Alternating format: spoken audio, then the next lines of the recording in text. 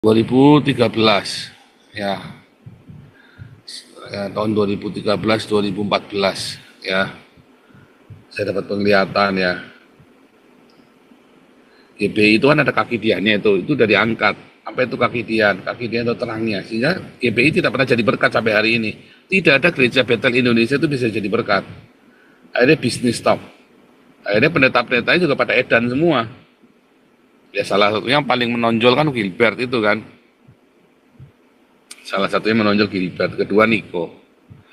Dulu Niko bagus ya, insinyur Niko dulu bagus, ya banyak jadi berkat. Kemudian dia di GPI ya, sama-sama ya Niko ya Gilbert, dua ini kan yang paling menonjol kan di GPI. Apakah dia jadi berkat? Enggak. Ini apa? Cuma jadi batu sandungan, antikris tangannya dicium. Kalau Niko lebih gila lagi, mau beli pesawat jet pribadi minta donasi dari jemaat, padahal dia kayanya minta ampun. Ya kan? Sementara ya kan daripada beli pesawat jet pribadi bukannya lebih baik buat kasih makan orang miskin. Ya, itu sama saya sama si Gilbert juga sama. Ada rupa-rupa ya. Dan akhirnya anaknya Gilbert juga sama ya. Jemaat disuruh nyium sepatunya dia.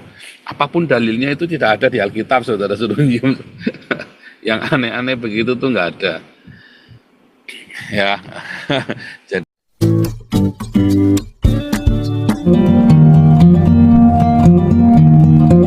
Ibu Dora, silakan. Silakan Ibu Dora. Shalom Pak Paul. Ibu Dora. Salam Kristi. Ya, saya tadi saya ingin lebih penjelasan karena ada ayat Alkitab yang mengatakan 1 tahun bagi Tuhan itu, saya lupa ayatnya karena saya lagi makan, beda dengan tahunnya Tuhan dengan tahunnya manusia itu beda. Lalu dengan pernyataan 350 hari ini, apakah ada hubungannya dengan tahun itu? Oh, nggak ada. Nggak ada ya? Nggak ada. Jadi 1 hari adalah 1 hari Tuhan 1000 tahun manusia itu. Iya. Ya, itu adalah sebuah ungkapan Daud ya. Daud bilang, Petrus juga mengulangi ya, 1 hari sama 1000 tahun. Nah, tetapi ya sebetulnya namanya hari itu Yom. Kata 1000 itu bukan 1000, bukan. Tapi itu artinya sesuatu yang panjang. Ya, sesuatu masa yang panjang, 7 masa yang panjang.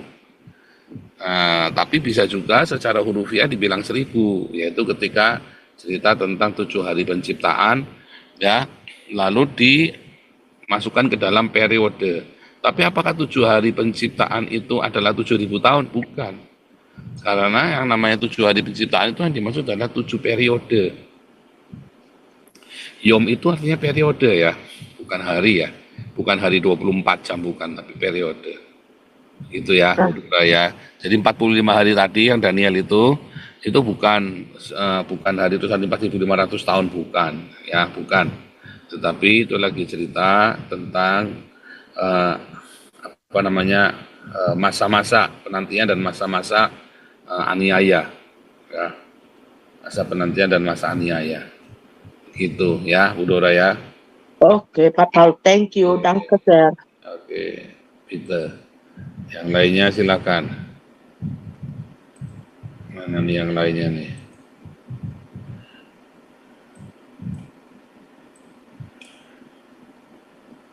Oke, ini sambil nunggu yang lainnya ya. Ini kalau udah mepet-mepet nanti harusnya ada persiapan pertanyaan dari hari-hari sebelumnya terus nanti di ini ya. Jadi supaya cepat tak jam 9 malam kita sudah langsung mulai.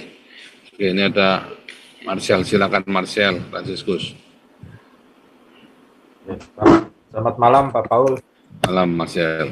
Ya, sebetulnya saya ingin bertanya sih Pak, tapi saya malu sih. Tapi ya bagaimana ya? Tapi saya rasa saya perlu untuk untuk konsultasi gitu Pak. Ya jadi saya to the point aja Pak Paul. Jadi saya sering mengalami rasa khawatir berlebihan, cemas berlebihan gitu. Dari sejak saya itu dari sejak papa saya meninggal itu Pak, 3 tahun lalu itu gitu. Jadi saya merasa seperti depresi begitu, tapi ya kadang-kadang itu muncul, kadang-kadang hilang, kadang-kadang muncul, kadang-kadang hilang. Ini apakah pikiran saya ini dikuasai iblis atau memang ini murni depresi atau bagaimana ya Pak gitu loh. Karena juga saya lebih senang menyendiri gitu.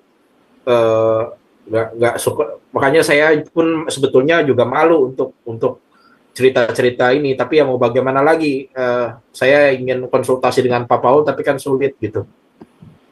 Kamu Ya menurut Pak Paul konsultasinya ini harusnya bagaimana ya, dan apa yang harus saya lakukan gitu ya Pak? kamu konsultasinya harusnya ke psikiater, ya.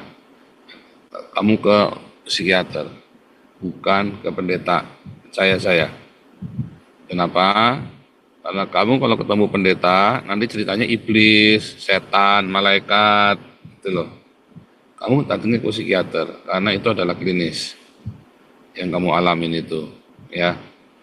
Kalau dalam bahasa Alkitab namanya setan, iblis, roh jahat, tapi di dalam bahasa kesehatan sehari-hari itu sebenarnya kamu sedang mengalami sesuatu di dalam hatimu yang kamu nggak bisa terima, sehingga supaya kamu bisa terima ya kamu datang ke psikolog. Kadang-kadang itu karena hormonnya di dalam kamu, kadang-kadang itu adalah karena masa lalu kamu, dan itu panjang ceritanya, kita nggak tahu apa aja yang terjadi. Panjang, itu bisa berhari-hari ceritanya, ya. Nah, jadi ada nggak kuasa yang sehari saja? Bisa kalau kamu tekadmu harus kuat, yaitu kamu harus serahkan hidupmu kepada Tuhan Yesus, pasti sembuh. Masalahnya apakah tekad kamu sekuat itu? Jadi saran saya, kalau kamu tidak punya tekad yang kuat untuk berserah kepada Tuhan Yesus, ya apalagi kemarin kamu disenggol dikit aja maunya kelahi, ya kan, maunya misu-misu. Nah, sebaiknya kamu ke psikiater. Orang psikiater itu bukan berarti kamu sakit jiwa terus kamu kudu dikurung di rumah sakit jiwa, bukan ya. Tapi ada sesuatu di masa lalu kamu yang kamu nggak terima sehingga kamu nggak normal hidupnya. Gitu. Tapi kalau memang kamu ternyata mengalami sesuatu yang luar biasa, ya kamu harus minum obat, ya kan? Misalnya obat penenang, obat antidepresan dan segala macam. Kita nggak tahu. Nah, cuman kalau kamu punya iman yang kuat, kamu datang kepada Yesus, kamu serahkan hidup kepada Tuhan Yesus, kamu sembuh, pasti langsung sembuh. Ya, semua yang kamu alami itu kamu datang pada Yesus, ya, lalu kamu mulai berdiakonia, sedekah dengan rajin, kamu belajar mengampuni, sebut satu-satu siapa saja kamu ingat-ingat orang-orang yang kamu benci itu, kamu ampuni, kalau perlu kalau mereka susah kamu tolong. Nanti kamu sembuh sendiri. Tetapi kalau kamu masih manja, karena apa? Kalau saya lihat mental kamu manja, cengeng, sehingga kamu ya gampang depresi. Ya salah kamu sendiri karena kamu cengeng. Saya nggak tahu bagaimana cara orang tua kamu mendidik kamu. Itu ya Marcel. Itu yang jadi, kamu percaya omongan saya, lakukan, pasti kamu sembuh, ya. Atau kamu pergi ke psikiater, perginya psikiater jangan yang Islam, yang Kristen, ya bayar. Jangan, mentalnya jangan gratisan kalau apa-apa. Ya, biasakan saudara ya, kalau apa-apa itu mentalnya jangan gratisan, bayar. Ya, supaya kamu rasakan bayar, dan waktu kamu bayar itu kamu akan menghargai nasihat dari orang yang kamu bayar. Karena untuk mendapatkan itu kan kamu bayar. Tapi kalau kamu pengennya gratisan, ya syukur-syukur. Katanya mah begini, katanya mah begitu.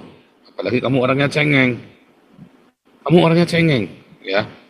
Sehingga kamu kalau ada orang nasihat yang keras, kamu tidak akan bisa menerima langsung. Oke.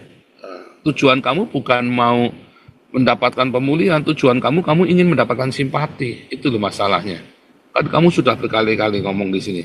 Saya sudah mengamati semua pertanyaan kamu dan keinginan kamu. Bahkan kamu sudah nelpon saya pernah. Saya bilang saya nggak punya waktu buat nelpon kamu. Saya bilang nggak mau. Ya kan, saya nggak mau kamu. Kenapa? Karena saya nasihat apapun ke kamu nggak akan berhasil nasihat saya. Kenapa? Karena kamu cengeng. Kamu bukan ingin mencari solusi buat kamu ingin mencari simpati, dan saya tidak mau memberikan simpati itu kepada kamu. Karena apa? Nanti kamu tambah dalam, kamu tambah gila nanti, ya kan? Yang benar apa? Kamu harus bangun dari tidurmu, ya, jangan cengeng. Itu aja, ya. Oke, lanjut.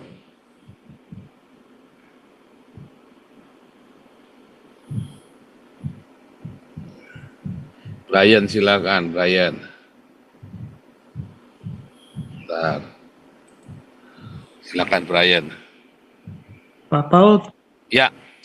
mau tanya, kan dulu itu kan pernah, kalau saya ingat dulu kan Pak Paul pernah kesaksian, kalau gereja kan ada yang diambil kaki dianya. Nanti pada akhir zaman apa masih bisa dikembalikan kayak gitu ya Pak Paulian? Nggak bisa,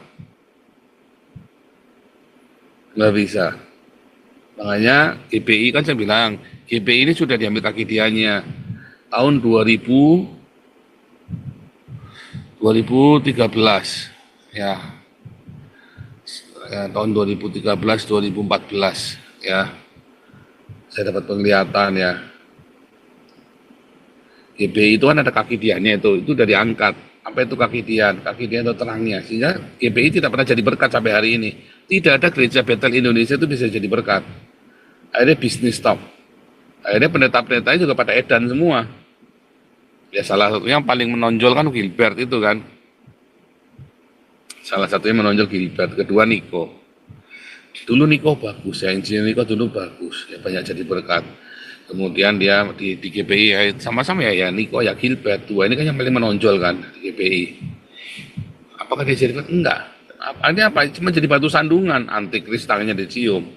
Kalau Niko lebih gila lagi, mau beli pesawat jet pribadi minta donasi dari jemaat, padahal dia kayanya minta ampun. Ya kan? Sementara ya kan daripada beli pesawat jet pribadi bukannya lebih baik buat kasih makan orang miskin. Ya, itu sama saya sama si Gilbert juga sama. Akhirnya rupa-rupa ya. Dan akhirnya anaknya Gilbert juga sama ya. Jemaat disuruh nyium sepatunya dia. Apapun dalilnya itu tidak ada di Alkitab, saudara suruh nyium. Yang aneh-aneh begitu tuh nggak ada. Ya, jadi itu kaki dia sudah diangkat, memang sudah diangkat. Makanya saya warning berkali-kali, hati-hati kamu jemaatnya Gilbert, hati-hati, karena Gilbertnya sudah cium tangan antikristus. Apalagi kamu jemaatnya, mau seberapa takutnya kamu sama antikristus coba. Orang pendetanya, pemimpinnya udah takut, itu Brian. Ya Pastor, terima kasih Pastor. Ya, Dora silakan.